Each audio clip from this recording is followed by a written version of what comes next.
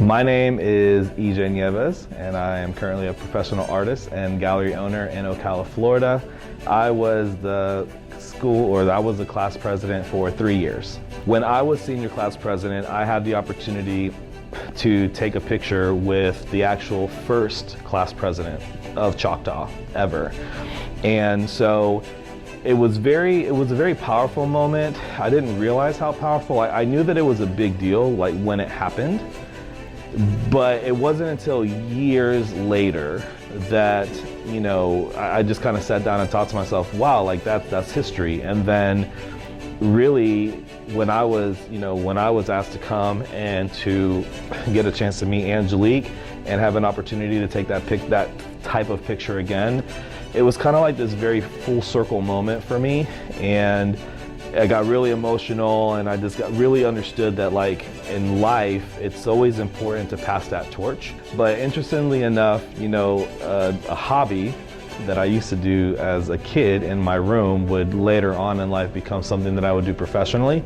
So not only do I paint on canvas, and I do a lot of custom work, and I'm a gallery owner and I represent artists as well, but about a year and a half ago, I was actually commissioned by a friend of mine that was the general manager of a mall in Ocala, Florida. And so that was really the first one that helped me, understand that this was something that I really wanted to do in life. And it's a really big difference between painting on a smaller scale and then painting in a larger scale. And as I started painting more in larger scale, I started to fall in love with it. So I was actually approached by Ms. Heck, the school principal, and we started talking about possibilities of incorporating a mural for the 70th anniversary celebration. And so upon that initial contact on the phone, we just really got excited, and we're talking about different possibilities of what a mural or what something creative could look like. And ultimately, out of that conversation was birthed, this design for the mural. So this mural has been in the works now for almost 2 months. So the design process, the research and development and the design process has taken about a good month and a half to 2 months. The actual application is going to take a total of 3 days. So there's a lot of different ways to go about painting a mural. Everything from, drawing a mural to painting, spray painting, and each one of those had its own costs involved. And so, for example, in this case, with spray paint, a can of spray paint of high quality grade spray paint can range anywhere from $6 all the way to $12 per can. So when you think about the math on that, you multiply $6 to $12 times 100 times 200, and that's when you start getting the numbers of like a spray paint mural. Then when you start thinking about actually physically painting with a brush, you want to use very high quality exterior paint, and depending on how many colors you want to use for that, high quality paint by the gallon can range anywhere from $40 to $70 per gallon. So I would definitely say the initial cost of something, of this size or, around this size, 30 to 40 feet, just to be able to start the process, you're looking at like $2,000 worth of paint, $2,500 worth of paint to just go ahead and start the process. I noticed that there was another mural here that was painted in 2016. While I was here, the only mural that we really had was the one that was painted out in the football stadium, like really high up in the stands. And so it's really cool to see the incorporation of murals and artists and artwork at this magnitude inside of the hallways.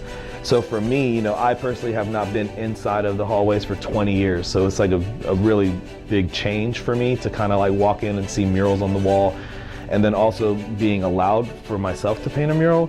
So what I see is like the appreciation of art on a whole different level, and the appreciation of creativity on a whole different level, and how creativity can be infused with education to like really inspire a school.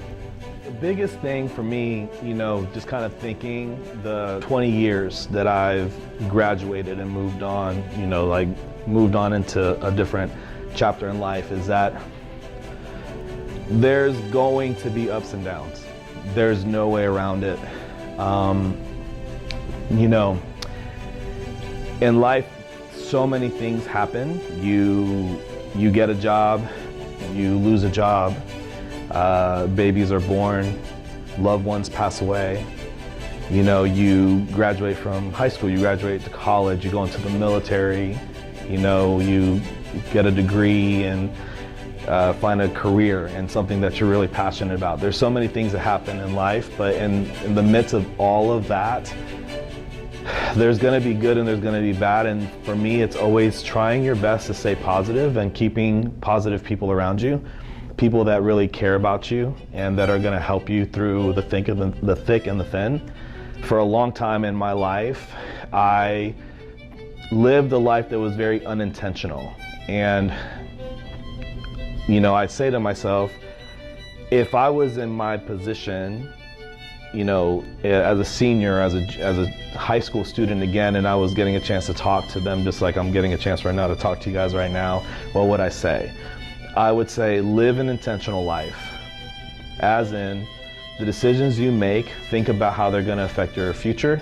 The decisions you make, you know, think about how they're going to affect your family and how they're going to affect your life. So I would definitely say live an intentional life, because an intentional life is a life that garners the best results.